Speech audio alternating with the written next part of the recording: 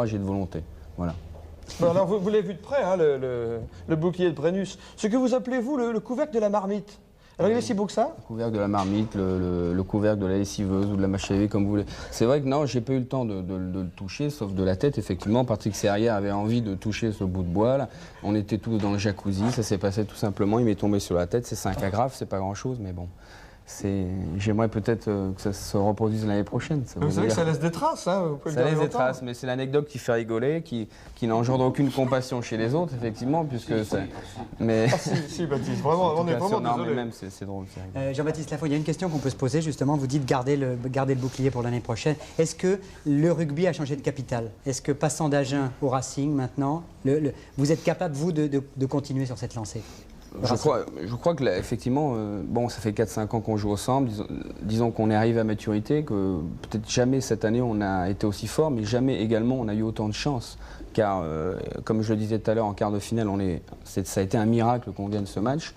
Maintenant, je pense qu'on a les moyens de continuer encore une année ou deux, mais vous savez, c'est tellement difficile d'arriver en finale, et à moins d'être Béziers, le Béziers des années 70, le Béziers qui gommait toutes les incertitudes, qui écrasait tout sur son passage. Il faut avoir beaucoup de chance, beaucoup de talent, beaucoup de volonté, de l'amitié également, mais ça on en a trop parlé.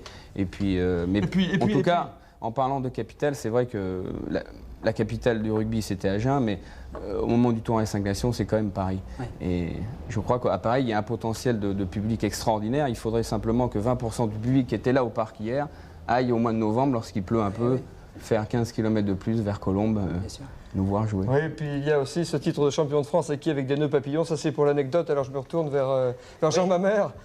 Voilà, parce que je crois que si cette finale a été peut-être par moments un peu trop agressive, à mon gré, qu'elle n'a pas été ce que l'on attendait, il y a quand même eu de beaux moments, et puis il y avait beaucoup d'à côté. Alors bon, Jean-Baptiste c'en est un, il a pris le bouclier sur la carafe, mais il y en a d'autres qui se sont bien amusés. Je crois qu'il disait, le rugby avait besoin d'un peu de fraîcheur, besoin d'anecdotes, besoin de gens qui viennent là pour s'amuser, et vous allez voir que, eh bien, au Parc des Princes, on a suivi ça depuis le début, il y avait des gens qui étaient là pour s'amuser, mais comment assurer, je me dédouane tout de suite, j'en avais autant pour Agen, alors rassurez-vous, comme ça on est quitte, mais c'est le Racing qui a gagné, donc nous avons suivi plus particulièrement le Racing. On y va. Le parc aurait pu ressembler à celui de l'année dernière, les mêmes personnalités, présidents, ministres ou autres, bref, des habitués, mais chaque année, heureusement ou presque, les finalistes changent. Et pour nous, journalistes, cette année, il y avait le Racing, avec un ailier blond, répondant au nom d'Abadi, une sorte de zombie, sorti tout droit de Mad Max, tranquille, avec son nœud papillon. Qu'est-ce qui vous est arrivé là? Qu'est-ce qui vous est arrivé? La fête en Paris. Paris à Paris, il est arrivé. Avec Philippe Guillard, l'autre ailier, dont la finale a bien failli tourner au roman noir pour une vilaine blessure contractée la veille, un comble tout de même pour un futur romancier. Je joue, ouais. Le seul problème, c'est que je me fais opérer demain matin, voilà, c'est tout. Le Racing qui perturbe le protocole, il est en retard, comme d'habitude, ou presque, pour la photo officielle panique. Enfin, un Racing suffisamment décontracté pour que même la présence d'un président de la République ne lui ôte pas encore le goût de la plaisanterie.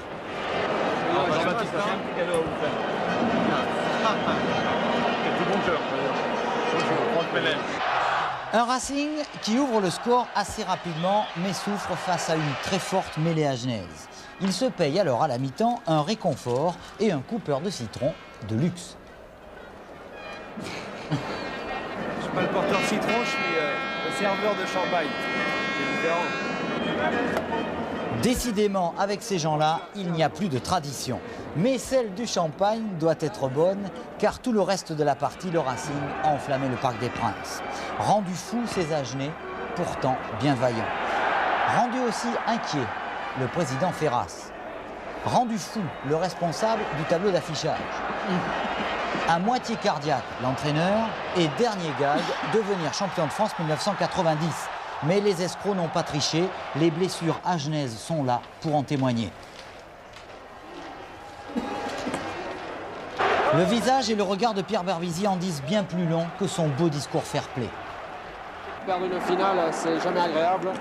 Maintenant, peut-être que la morale est sauve, la victoire du Racing et peut-être le brin de fraîcheur que le rugby français avait besoin aujourd'hui. Un Racing salué comme il se doit présidentiellement. Bon, il n'y a rien à dire, je m'excuse, je vous laisse à votre joie. C'est bien, vous méritez d'avoir gagné, rien à dire. Voilà, je vous comprends. J'étais champion de France, moi aussi. Un président aussi pas rancunier, surtout à l'égard de Jean-Pierre Jeunet, racheté de dernière heure. Je vous en prie. Ah oui, pour toi aussi. Heureusement que j'étais là. Hein. Cette fois, ça y est, 31 ans après, le Racing a de nouveau le bouclier. Son président peut tranquillement dégoupiller et laisser celui, enfin qui vous savez, tirer les conclusions. Le Racing sont champions, voilà, et bravo, bravo. Alors, et le combat par en bord, il va se régaler par là-dedans. J'en ai marre. Et alors, les gens du Racing qui veulent jouer l'équipe de France maintenant, terminé, fini, fini. Si vous voulez avoir les internationaux maintenant,